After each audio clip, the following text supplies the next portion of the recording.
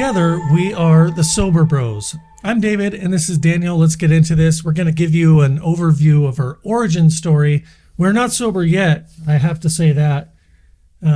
We are still drinking. Daniel's got some wine. I've got some beer.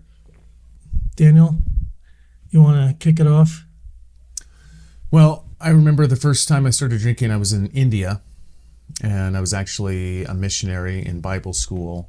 And I was going through some pretty heavy shit, and some of my friends in this school, they were all Indians. They were social drinkers, and they took me out, and I knew from my first sip that that was going to be a big part of my life. And I was 19 years old at the time. When did you start drinking?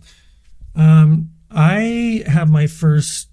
Well, I dabbled in my late teens with a couple of friends and had a couple of drinks here and there, maybe a few nights, but it wasn't really until 20, when I was 20.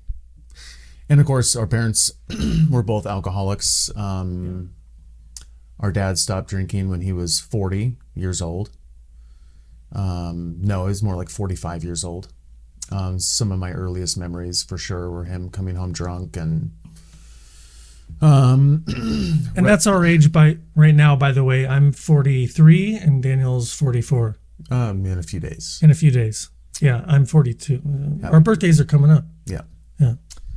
And I remember our dad coming home and being kind of jovial and tickling us and roughhousing, but sometimes it would get violent. And he would never really beat us, but he would, definitely start doing a big yelling thing and threatening. And I remember cowering in our mom's bed from him chasing me one night. And she wasn't really drinking at the time, but she picked it back up when we were teenagers. And it was just, boxed white wine night after night after night, and wanting the kids to go away. And so, we were just exposed to it for sure. Our entire lives. Yeah, and we were born in Portland, Oregon. You were born in Portland, Oregon. Oh, true. I was born in Portland, Oregon. What a fucking idiot, huh? I was born in Anchorage, Alaska. Okay. And we grew up in Portland. We grew up in Portland, Oregon. Hello.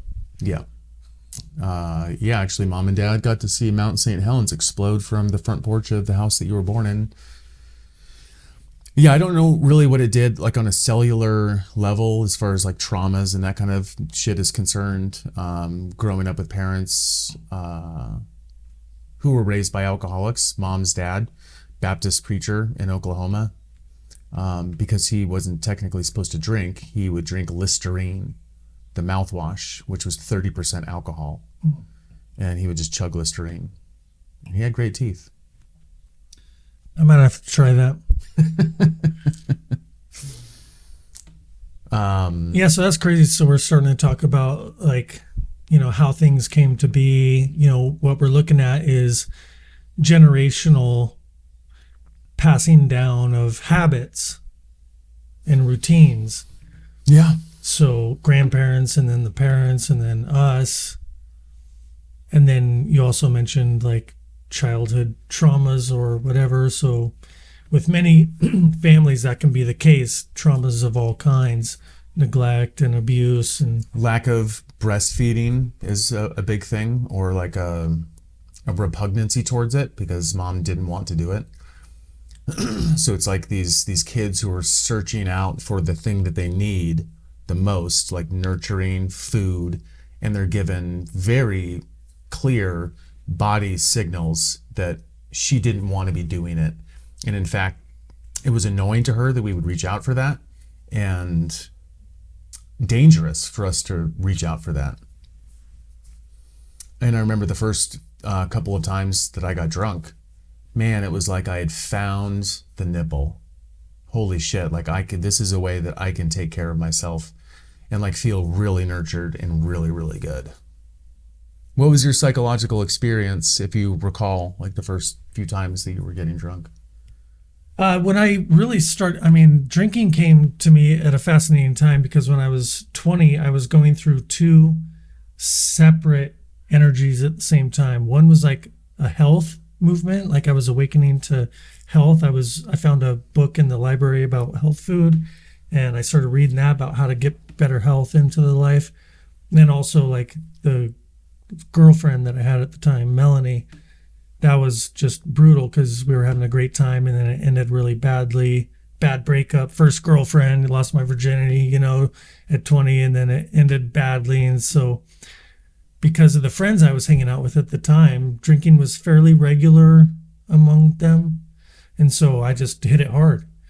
So there wasn't much thought or intention in it. It was just like this sense of like wanting to get healthy because we didn't grow up very healthy, not a lot of health foods. Grew up in poverty, you could say, living in apartments and moving around and not any money and Yeah. Homeless for a while. yeah, not a lot of wisdom and all this. So by the time I was 20, I was looking for better health, found it at the library, but then I also went through could you call it a trauma of a first breakup with the Hell girlfriend? yeah. And so, Especially when it happens. yeah, so I hit the bottle hard. And so it was like this push and pull of like trying to get healthy with raw food and salads and basic nutrition, but then also just the Pabst Blue Ribbon. There was the health and nutrition and the Pabst Blue Ribbon day and night. And so that was the cycle that really kicked off for me and hasn't actually altogether really stopped from when I was 20 to being over 40 now for 20 years. It's really pretty much been kind of the same push and pull patterns of off on.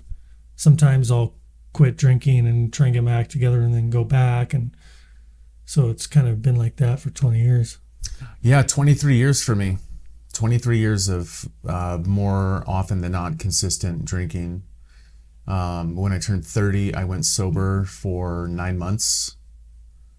And I remember on the anniversary of, that 9 months was done. And we were hanging out with Kenny, and Brian Visser. We were all living in that house. And he was like, fuck it, man, let's party. And I was like, great, let's go. I remember riding our bikes, down those bike trails and just getting completely shit-faced. And yeah, it's crazy because that was over 10 years ago. A few years ago, my longest sobriety stretch was 9 months as well. And when I ended it, it was just one little trigger that kicked it off. And I was right back to it like, oh, okay, it's a good idea now. Just do it. It's weird how you can just like go right back into it. Yeah, I would say over the past 23 years, I've probably spent a total of maybe 1 year sober, cumulatively. And I'm typically okay with that, but it's just, I've got a daughter now. She's 6 years old, and I've been experiencing what's called alcoholic myopathy, where there's like some significant brain damage that affects motor control, and it's reversible. All it takes is like tapering off. They don't recommend that you stop. They recommend that you taper off and start taking some supplements, which I already do. Like you and I, David used to call us Portland's premier up-and-coming raw food alcoholics, because it would be green smoothies by day and Pabst Blue Ribbon by night. And it's the only thing that's really, I think, kept us alive probably is the nutrition. Really amazing food throughout the day. I've been doing super tonic Chinese herbs. Like I studied to be a Chinese herbalist and a nutritionist. And David and I, he was the first person to introduce me to the red-belted polypore mushroom that grows on the pine trees.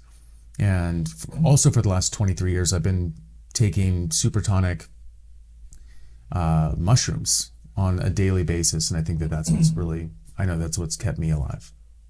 So as we're going to wrap up this episode, want to just kind of give you a brief introduction of who we are, some of our backstory, and how we got to where we are today. In upcoming episodes, there's going to be more details. We're going to do deep dives into specific aspects of our lives and history and current struggles and hopefully successes. This first episode is just us obviously kind of transitioning from drinking, wanting to get sober, and over the course of episode 2, 3, 4, 5, we're going there. We'll see.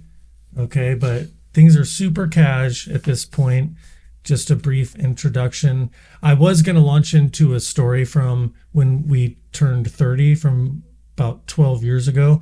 It's pretty fascinating. It was a big pivotal moment in our lives when we made a big shift in our lifestyle and where we were living from Portland down here to Arizona. But I'm going to save that for the next episode. We're going to go a little deeper. It's a pretty fascinating story. It's what did we call it? We had a title for that journey. K Falls to Titicaca. Because we were headed to Bolivia.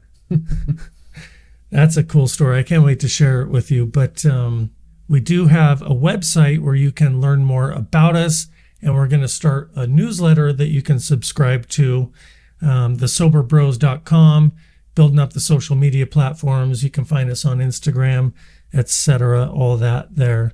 So please do subscribe if you're interested in joining us for this journey, and appreciate you tuning in.